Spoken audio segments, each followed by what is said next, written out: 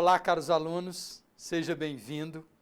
Vamos iniciar a segunda videoaula na disciplina de Planejamento e Gestão Estratégica. Solicito a vocês que durante as aulas tenham papel e caneta em mãos, para quando surgir uma dúvida, vocês anotarem e depois postarem para tirar as dúvidas na sala virtual. E para que tenhamos um bom resultado, é sempre necessário a dedicação de vocês, nos estudos e atividades da sala virtual. Mas também é muito importante que vocês leiam o conteúdo no livro da disciplina. Prezados alunos, lembrem-se que o processo de planejamento é a ferramenta que as pessoas e organizações usam para administrar suas relações com o futuro. O objetivo é alcançar os objetivos organizacionais através das estratégias determinadas pela organização. Já conhecemos como são definidas a missão e visão da empresa. Agora vamos verificar a abrangência do negócio.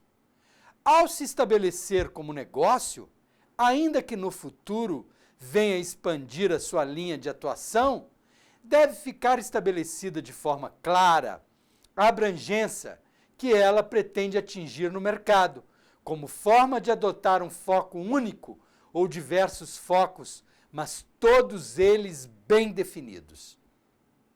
A abrangência pode ser definida como a cobertura pretendida para as áreas em que a organização vai atuar no mercado.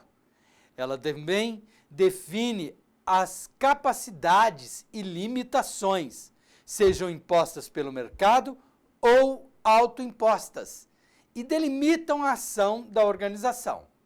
Ela define nichos específicos em termos de grupos que formam seu público-alvo, tais como as faixas etárias ou outros aspectos que demarcam a atuação da empresa. Vamos entender mais facilmente ao observar o exemplo da empresa brasileira de Correios e Telégrafos. O serviço dela é a entrega de cartas, é o mais tradicional serviço postal dos Correios. É o meio de comunicação para a troca de mensagens escritas. Tem uma abrangência nacional, entrega em todos os municípios brasileiros e internacional. Quem pode usar? Tanto pessoas físicas e jurídicas. E tem serviços adicionais e complementares. Registro, aviso de recebimento, mão própria e valor declarado. Vamos então conhecer agora os princípios organizacionais. Se compararmos o que consideramos como princípios para a nossa ação diária, seja pessoal ou profissional, eles não diferem muito do que são os princípios para a organização. Aquilo que a organização se dispõe a negociar, aconteça o que acontecer. Focando na organização, os princípios são os pilares de sua estrutura organizacional, que orientam e validam as estratégias propostas, ainda que mudem o direcionamento de mercado ou nichos, os serviços ou produtos que ela oferece. Os princípios nos quais a organização baseia a sua ação devem permanecer estáticos, imutáveis e estarem apoiados em atitudes éticas, honestidade, lisura nos negócios, fidelidade e compromissos assumidos. Infelizmente, no mercado contemporâneo, o elevado grau de competitividade tem feito com que, em muitas ocasiões, as organizações falhem com seus princípios, o que identifica um ponto de inflexão em direção à sua falência. Como complemento à visão, missão e princípios, a ação e a prática da organização no mercado de trabalho se apoiam em valores que ela cultua e dissemina no contexto social no qual atua. Esses valores diferem de organização para organização e são válidos quando são respeitados os seus princípios, atendida sua missão e convergente com sua visão do negócio e do contexto social que ela abrange. Esses valores representam as características da organização, suas virtudes e suas qualidades. Todos eles indicadores que podem ser colocados em uma escala com gradações em uma faixa de graduação. Que tal você fazer uma reflexão acerca dos seus valores pessoais? Agora, os direcione para uma empresa do ramo logístico. Ao identificá-los, tem-se uma visão abrangente da organização. Eles são importantes e devem estar definidos de forma clara para que possam ser preservados e incentivados na ação e prática de seus colaboradores, podendo-se incluir nesse âmbito toda a cadeia de valor organizacional envolvida. Valores são princípios ou crenças fundamentais da empresa e servem de guia ou critério para os comportamentos, atitudes e tomadas de decisões de todos os colaboradores da organização para o exercício racional de suas responsabilidades, segundo Oliveira, 2007. Os valores da empresa devem ter forte interação com as questões éticas e morais. Esses devem ser verdadeiros e vividos diariamente na empresa, pois com valores bem definidos, a organização tem sustentação e vantagem competitiva.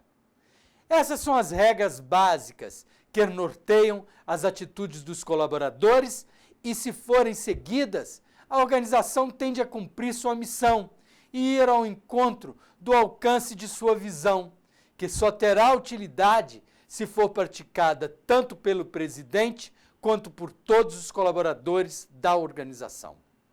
Vamos observar abaixo quais são os valores da Ford apresentados por Chiavenato. O como cumprir a nossa missão é tão importante quanto a missão em si. Os seguintes valores básicos são fundamentais para o sucesso da companhia.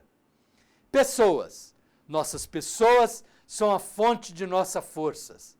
Elas proporcionam nossa inteligência corporativa e determinam nossa reputação e vitalidade. Envolvimento e trabalho em equipe são nossos valores humanos íntimos. No produto, nossos produtos são o resultado final de nossos esforços e devem ser a melhor opção ao servir aos consumidores no mundo todo. Nós somos vistos como os nossos produtos. E no lucro? Os lucros são a última medida de como proporcionamos eficientemente aos consumidores os melhores produtos para suas necessidades. Lucros são necessários para sobreviver e crescer. A seguir, vamos conhecer o posicionamento estratégico das organizações. Existem múltiplos caminhos que podem ser seguidos na solução de um problema. Se o problema colocado for a atuação da organização, esses caminhos representam o posicionamento estratégico da mesma frente ao mercado no qual atua. A atuação da organização é o resultado das opções que ela mesma faz e que determina, quase como uma tática de guerra, a oposição que ela adota frente ao mercado. As médias gerências procuram orientar o seu trabalho e de suas equipes de trabalho buscando alinhamento com a estratégia organizacional, o que indica ser uma área de escolha crítica que deve balancear fatores complexos que devem permitir a concentração e foco, a atenção e a ação dos colaboradores em todos os níveis. Ao obter este conhecimento, o que foi possível perceber com a análise dos aspectos relacionados? Quais as conclusões possíveis sobre o comportamento estratégico organizacionais? Um dos primeiros aspectos é desenvolvido durante sua ação e prática e conduz ao relato e registro das experiências e observação sistemática que permite aprender pelos erros e acertos. Assim, para que a organização possa obter sucesso duradouro, precisa se concentrar com foco em cada uma das opções relacionadas a seguir. Fornecimento de produtos e serviços de ponta, baseados na evolução tecnológica. Busca constante de excelência operacional, independente da técnica que tenha que ser utilizada na busca do processo de qualidade total. Estreitamento do relacionamento com seus clientes, postos como centro do processo de negociação. Vamos agora entender o que é estratégia empresarial e estratégia competitiva. O que você sugere? Vamos lá. O termo estratégia competitiva é frequentemente usado no lugar de estratégia empresarial e vice-versa. Estratégia competitiva se refere a uma empresa, como uma empresa decide competir em um mercado, em resposta às estratégias e posições de seus competidores, de modo a ganhar uma vantagem competitiva sustentável. Após esse breve entendimento, vamos entender as estratégias competitivas genéricas de Porter. Seguindo Michael Porter, ou Michel Porter, as empresas geralmente possuem uma estratégia, seja ela planejada ou não. No entanto, muitas vezes, o plano apresenta falhas, pois o desempenho de uma empresa no mercado é dado por diversos fatores, como social, político, econômico, setorial, entre outros. Assim, o desenvolvimento de uma estratégia acontece entre a empresa e o ambiente a que pertence. E o principal influenciador de uma empresa é o setor ou indústrias em que ela compete. Porter identificou 3 estratégias genéricas que podem ser usadas individualmente ou em conjunto para criar uma posição sustentável no longo prazo. A primeira é a estratégia competitiva de custo, na qual a empresa centra seus esforços na busca de eficiência produtiva, na ampliação do volume de produção e na minimização de gastos com propaganda, assistência técnica, distribuição, pesquisa e desenvolvimento. E tem no preço um dos principais atrativos para o consumidor. Michel Porter afirma que a estratégia de liderança pelo custo total consiste em atingir a liderança total em um setor por meio de uma série de políticas orientadas para atingir esse objetivo básico.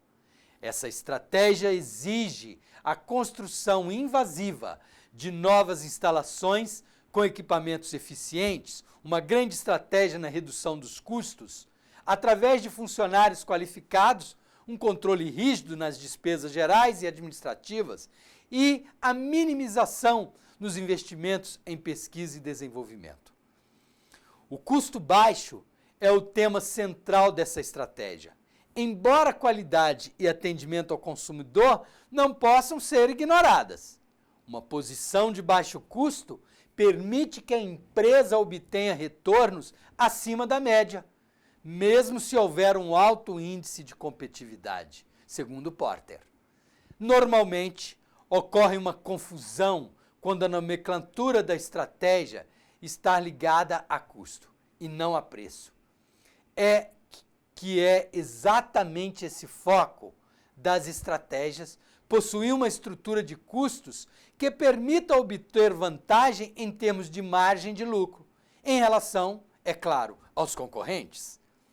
Podemos dizer que a posição de baixo custo defende a empresa contra compradores poderosos, pois esses só poderão barganhar seus preços até o nível do concorrente mais eficiente. O baixo custo também permite uma proteção do poder de barganha dos fornecedores, trazendo mais flexibilidade em relação aos aumentos nos custos dos insumos. E quanto às duas últimas forças competitivas, a estratégia de baixo custo cria barreiras de entradas a novas organizações, principalmente em relação à economia de escala. E se o custo for comparativamente baixo, normalmente também defenderá a empresa dos produtos substitutos concorrentes. Mas, para Porter, atingir uma posição de custo total baixo quase sempre irá exigir uma alta parcela de mercado ou outras posições vantajosas, principalmente acessos mais favoráveis às matérias-primas. A estratégia pode exigir investimento pesado de capital em equipamento atualizado, fixação de preço agressiva e prejuízos iniciais para consolidar uma parcela de mercado. E uma vez que a empresa tenha atingido a liderança total em custos, poderá obter margens altas, que podem ser reinvestidas em novos equipamentos e pessoal qualificado. Obviamente que permite que a empresa mantenha a liderança em custo. Um exemplo bastante elucidativo da estratégia por custo total é a estratégia da empresa Gol Linhas Aéreas no Brasil, que de maneira avassaladora, pelo menos para seus concorrentes, tomou o mercado das duas outras empresas comerciais, a TAM e Varig. Com a otimização das rotas aéreas, sistema de vendas na internet e redução dos serviços prestados no ar, a empresa reduziu drasticamente a quantidade de funcionários e de custos operacionais, entre manutenção de aeronaves e pessoal em solo, posicionando-se como líder em custo na aviação comercial no país. Essa estrutura permitiu que a Gol inicialmente cobrasse um preço mais baixo que as concorrentes. E mesmo depois de 2 anos, quando as empresas conseguiram reduzir seus preços, a Gol manteve seus níveis de preço, mas com sua margem de lucro maior. Cresceu vertiginosamente. A segunda estratégia genérica, segundo Porter, consiste em diferenciar o produto ou o serviço oferecido pela empresa, criando algo que seja considerado único no âmbito de toda a indústria. Quando utiliza o termo indústria, refere-se ao conjunto de empresas de determinado setor da economia. Os métodos para obter a diferenciação são vários, sendo alguns deles projeto ou imagem da marca, tecnologia, peculiaridades, serviços sob encomenda ou rede de fornecedores. A diferenciação, se alcançada, é uma estratégia viável para se obter retornos acima da média em um setor, pois ela cria uma posição de defesa para evitar as 5 forças competitivas, mas de forma diferente que na liderança de custos. A diferenciação pode proporcionar isolamento contra os concorrentes, devido à lealdade dos consumidores com relação à marca, como também a menor sensibilidade ao preço. Atingir a diferenciação pode também tornar impossível a obtenção de uma grande parcela do mercado, pois, em geral, requer um sentimento de exclusividade, que é incompatível com uma grande parcela do mercado. Mas como no caso das estratégias de diferenciação citadas anteriormente, é possível um trade-off, vantagens em troca de desvantagens, de maneira umas compensem as outras.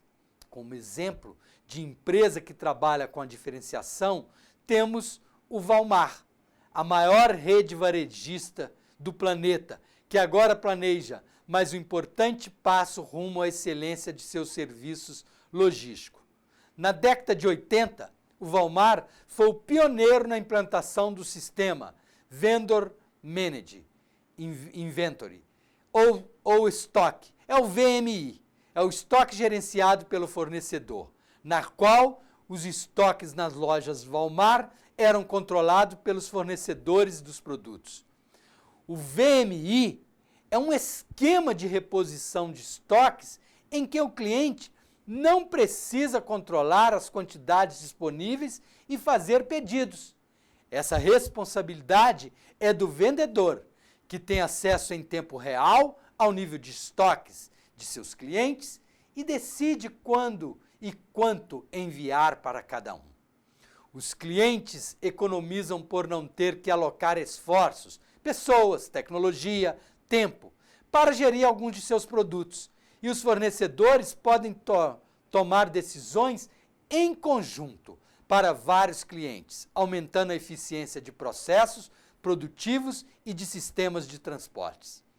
Para Michel Porter, estratégia de foco ou enfoque, como na tradução oficial, significa enfocar em um determinado grupo de clientes, um segmento de produtos ou um mercado geográfico. Assim como na diferenciação, o foco assume várias formas. A estratégia de foco visa atender muito bem ao mercado determinado. A estratégia baseia-se na condição de que a empresa é capaz de atender ao segmento específico mais efetivamente e também eficientemente do que os concorrentes que competem de forma mais ampla.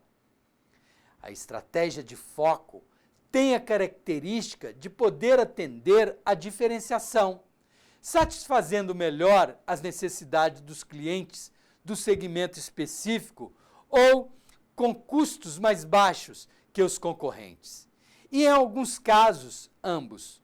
Porter diz que a organização que desenvolver com sucesso a estratégia de foco pode obter potencialmente retornos acima da média para seu setor.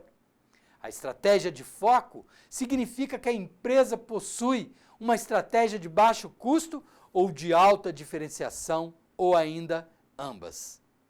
Um dos exemplos que tem ganhado espaço no país são os supermercados especializados, por exemplo, o supermercado Diet, com produtos para pessoas diabéticas. Esses supermercados possuem um arranjo físico semelhante a um supermercado tradicional, mas para todos os produtos são Diet sem açúcar. Os preços praticados são mais altos do que qualquer outro supermercado, mas o público-alvo diabético encontra produtos com grande variedade, como macarrão, com diversos sabores e temperos diferentes, todos sem adição de açúcar. Assim, o valor percebido pelos clientes que outrora tinham como opção apenas os supermercados tradicionais e com apenas um único tempero Diet, podem agora optar por macarrão com molho de carne, frango ou ervas finas. A adoção de qualquer estratégia competitiva tem seus riscos e suas armadilhas.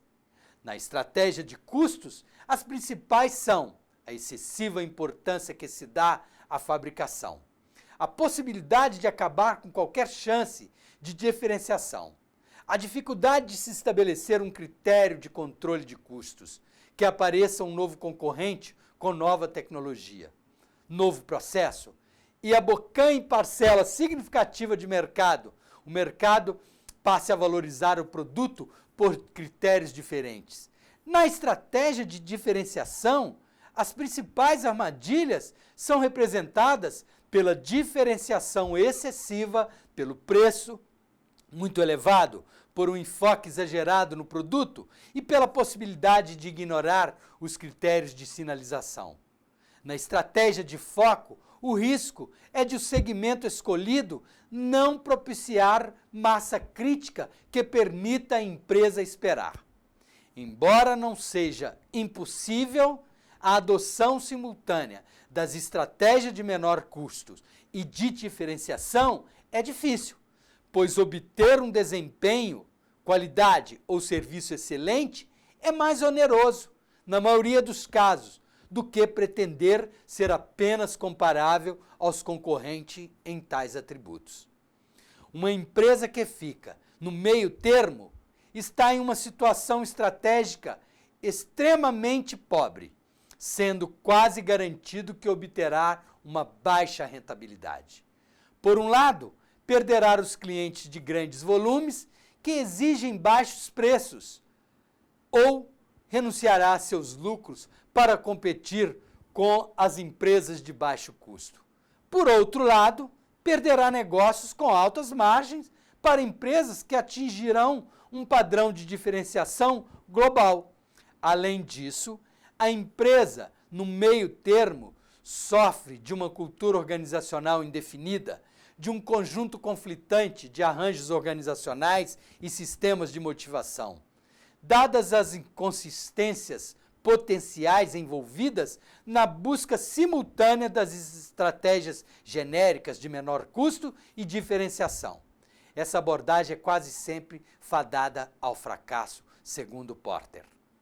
Observe o exemplo do lado da diferenciação, ênfase no produto. A empresa colocará no mercado produtos diferenciados, únicos. Por exemplo, uma indústria perfumista em que cada fragrância é única. Ou seja, a empresa não compete pelo preço. Quando falamos da ênfase nos processos, em que a competição se dá por meio dos preços, os produtos precisam ser padronizados. Por exemplo, carro popular, as diversas marcas concorrem pela mesma classe de consumidores. E embora sendo de marcas diferentes, os carros têm em média os mesmos itens ofertados.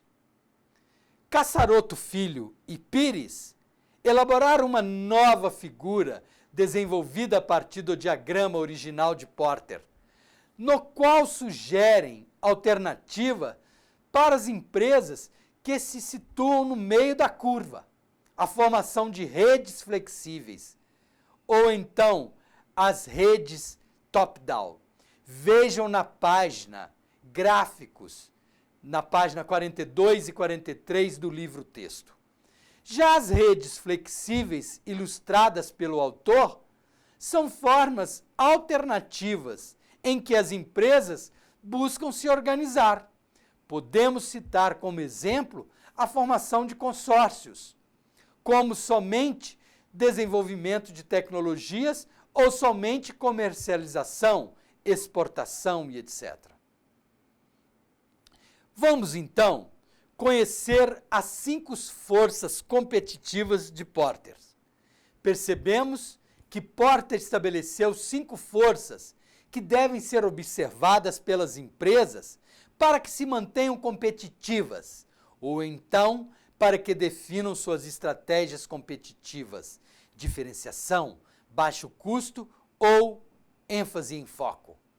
O modelo das 5 forças de Porter foi concebido por Porter em 1979 e destina-se à análise da competição entre empresas, considerando 5 fatores, as forças competitivas que devem ser estudados para que se possam desenvolver uma estratégia empresarial eficiente.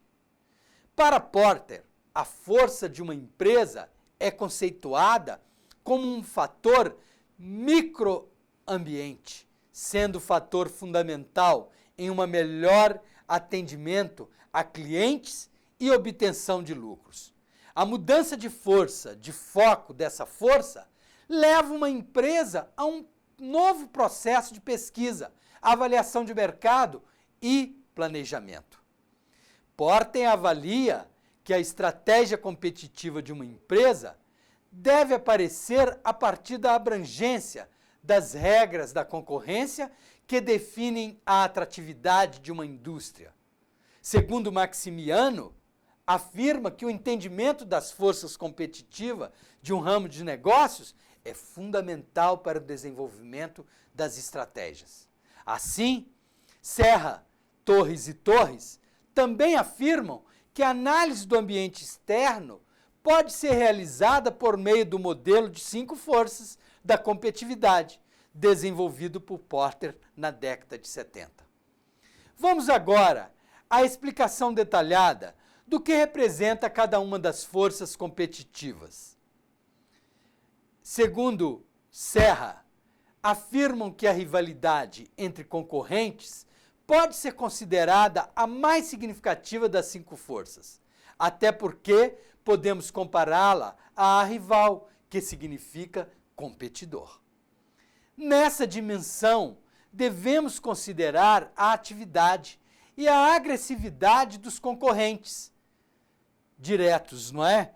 Quando dizemos concorrente direto, nos referimos à empresa que vende um mesmo produto em um mesmo mercado que a organização em questão. Mas essa não é a única força a pressionar a competitividade das organizações. Então vamos para as próximas forças. Para a maioria das indústrias, esse é o principal determinante da competitividade do mercado. Às vezes, rivais competem agressivamente, não só em relação ao preço do produto, como também a inovação e o marketing. Podemos considerar também número de concorrentes e repartição de cotas de mercado, taxa de crescimento da indústria, diversidade de concorrentes, complexidade e assimetria informacional, nível de publicidade, grau de diferenciação dos produtos e as barreiras à saída. Em situações de elevada rivalidade, os concorrentes procuram ativamente captar clientes, a lucratividade é minimizada e a atuação centra-se na redução de preços e descontos de quantidade. Além de ser necessário observar as atividades das empresas concorrentes, a ameaça de novos participantes depende das barreiras existentes contra sua entrada, além do poder de reação das organizações já estabelecidas. Essas barreiras seriam fatores que dificultam o surgimento de novas empresas para concorrerem em determinado setor. A seguir, algumas das principais barreiras a serem analisadas. Economia de escala atrapalha a entrada de novos concorrentes, pois as empresas que já produzem grandes quantidades podem reduzir custos e novas empresas que tenham que começar a vender pouco para depois crescer, possuem desvantagem de custos. Capital necessário, outra restrição financeira, mas aqui nos referimos à necessidade de capital para realizar os investimentos iniciais para a instalação do negócio. É um dos fatores mais relevantes para impedir o surgimento de novas empresas em um setor. Acesso aos canais de distribuição. Se os canais de venda forem limitados, quanto mais as empresas atuais estiverem bem relacionadas com os canais, menores as chances de novas empresas ganharem espaço. Os canais de distribuição são os caminhos escolhidos para o produto, serviço, chegar ao consumidor final por meio de unidades internas e externas, atacadistas e varejistas da empresa, definido pelo setor de marketing. Dentro de uma cadeia logística, todos os membros atuantes devem estar interligados. O poder de barganha dos compradores pode ser traduzido como a capacidade do poder de troca dos clientes para com as empresas do setor. Essa força competitiva tem a ver com o poder de decisão dos compradores sobre o produto, principalmente quanto a preço e qualidade.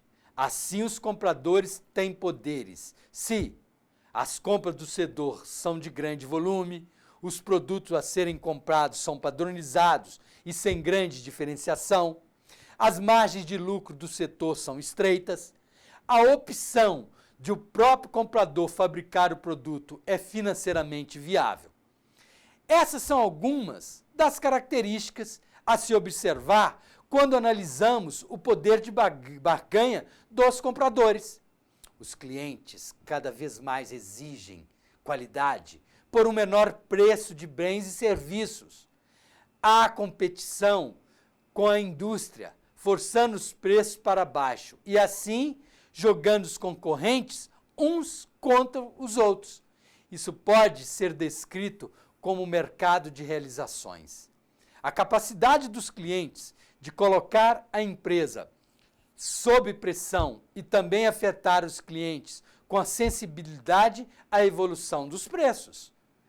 A abordagem do poder de barganha dos fornecedores possui uma visão semelhante à barganha dos compradores, mas agora voltada ao fornecimento de insumos e serviços para a empresa. Os fornecedores têm poder de troca quando o setor é dominado por poucas empresas fornecedoras. Os produtos são exclusivos, diferenciados, e o custo para trocar de fornecedores é muito alto. O setor de negócio em questão não tem representatividade no faturamento desse fornecedor. Com essas questões em vista, cabe à empresa identificar a atual relação da empresa com seus principais fornecedores. Podemos então descrever esse poder de barganha como mercado de insumos. Fornecedores de matérias-primas, componentes e serviços para a empresa podem ser uma fonte de poder. Fornecedores podem recusar-se a trabalhar com a empresa ou, por exemplo, cobrar preços excessivamente elevados para recursos únicos. Os produtos substitutos representam aqueles que não são os mesmos produtos que o seu, mas atendem à mesma necessidade. Segundo Acker, não competem com a mesma intensidade que os concorrentes primários, mesmos produtos, mesmos mercados, mas ainda são relevantes. A existência de produtos, bens e serviços, substitutos no mercado, que analisados desempenham funções equivalentes ou parecidas, é uma condição básica de barganha que pode afetar as empresas.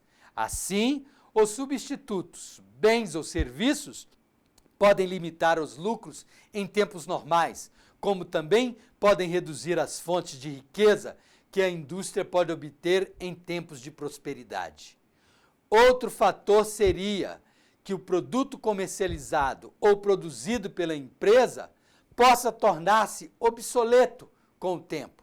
Para isso não ocorrer, é preciso investir em avanços tecnológicos, produzir um derivado ou mesmo um novo produto. A organização deve ficar atenta às novas mudanças e tendências do mercado e produto. Olha, vamos conhecer agora o enfoque estratégico. Conforme Campos, há uma grande diferença entre gestão estratégica e planejamento estratégico. O planejamento estratégico é um processo gerencial que diz respeito à formulação de objetivos para a seleção de programas de ação e para a sua execução, levando em conta as condições internas e externas à empresa e sua evolução esperada. Já a gestão estratégica é uma forma de acrescentar novos elementos de reflexão e ação sistemática e continuada, a fim de avaliar a situação, elaborar projetos de mudanças estratégicas e acompanhar e gerenciar os passos de implementação. Como o próprio nome diz, é uma forma de gerir toda uma organização com foco em ações estratégicas em todas as áreas. Ou seja, podemos entender que planejar é elaborar um bom plano. Já administrar estrategicamente é fazer o plano e acompanhar a sua execução, corrigindo as ações e o próprio plano, quando necessário. Podemos perceber que a avaliação da situação estratégica de uma instituição pode comparar-se à de alguém que comparece a um consultório médico com algumas queixas, preocupações e dúvidas sobre a sua saúde. Nesse caso, o médico segue o padrão estabelecido, que é observar, examinar, pedir exames detalhados e fazer perguntas para avaliar os problemas reais que afligem o paciente. Muitas vezes, ele transmite ao médico suas impressões e até convicções bem firmadas. É comum dizer coisas como: eu acho que tenho isto, minha mulher diz que eu tenho aquilo, meu pai também tinha esse problema, ou pior ainda, já estou tomando um remédio por sugestão de um amigo que sentia a mesma coisa. Assim, involuntariamente, o paciente pode passar ao médico falsas pistas que dificultam o diagnóstico e, consequentemente, a terapia. Em estratégia, o diagnóstico empresarial é como no exemplo anterior, um processo formal e estruturado que procura avaliar a existência e a adequação das estratégias vigentes na organização, relativamente ao andamento de transformações para a construção do seu futuro. Avalia também se as estratégias seguidas estão surgindo o efeito que se esperava ao adotá-las. Campos destaca que dentro da gestão estratégica existem vários passos. Inicialmente é feito um diagnóstico estratégico, no qual serão realizados os levantamentos das situações atuais da empresa, buscando assim avaliar a existência e a adequação das estratégias vigentes dentro da instituição, bem como se estão oferecendo os resultados esperados. Dentro do diagnóstico estratégico, são levantadas informações como a competitividade da empresa, o portfólio de produtos, ações de mudanças, vulnerabilidade às ameaças existentes, quantidade de recursos estratégicos disponíveis e projetos futuros. Um bom diagnóstico deve verificar ao menos elementos como a competitividade da empresa ou da entidade, o seu portfólio de serviço ou produtos, a flexibilidade em relação às mudanças, o grau de vulnerabilidade em relação às ameaças, a sua capacitação para implementar as transformações necessárias, a disponibilidade de recursos estratégicos, os processos de desenvolvimento e de inovação, a sua estrutura de poder e de liderança, o tratamento que é dado aos temas societários, o acompanhamento e o tratamento dos temas e problemas estratégicos da organização, os seus processos para projetar e construir o futuro da organização. Uma resposta satisfatória a todos esses itens indica que a empresa possui um direcionamento estratégico sadio. Entretanto, a ausência de respostas precisas ou a presença de itens duvidosos em um ou mais dos tópicos anteriores pode dar pistas da existência de problemas que devem ser investigados, encaminhados e tratados convenientemente no plano estratégico da empresa. E com isso, meus caros, encerramos os assuntos da nossa segunda videoaula. Façamos uma leitura na apostila para fixar a aprendizagem. Espero que tenham gostado. Estou à disposição para esclarecimento de dúvidas. Lembrem-se de acessar a sala virtual, participar dos fóruns e postar as suas dúvidas. Por enquanto é só, bons estudos e até a próxima.